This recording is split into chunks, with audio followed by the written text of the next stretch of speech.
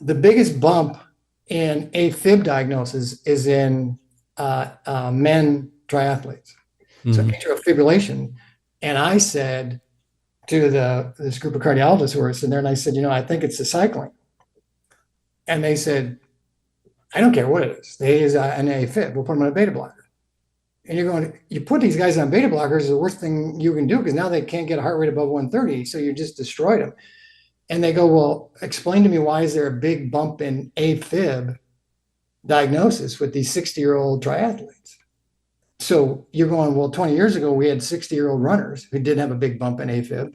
20 years ago, we had a big bump in swimmers who didn't have a diagnosis of AFib.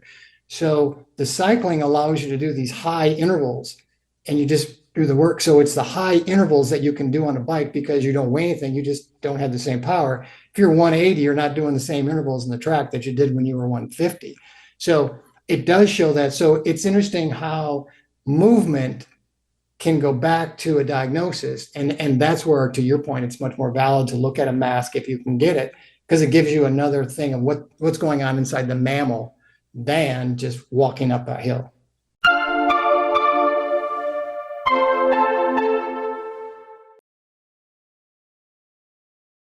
This is exactly why a VO2 measure makes sense, because you can look at three things. You can look at the relative score, mLs per kg at that workload.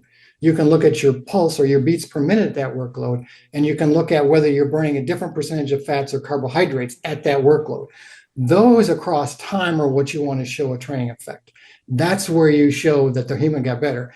If you're saying, I had the same peak I had before, as soon as you run out of max beats, you're not going to have it anymore. So you want to say, the last 3 years, through 80% of my max, my heart rate's been lower at each workload. My VO2 is, I'm becoming much more efficient and better at it.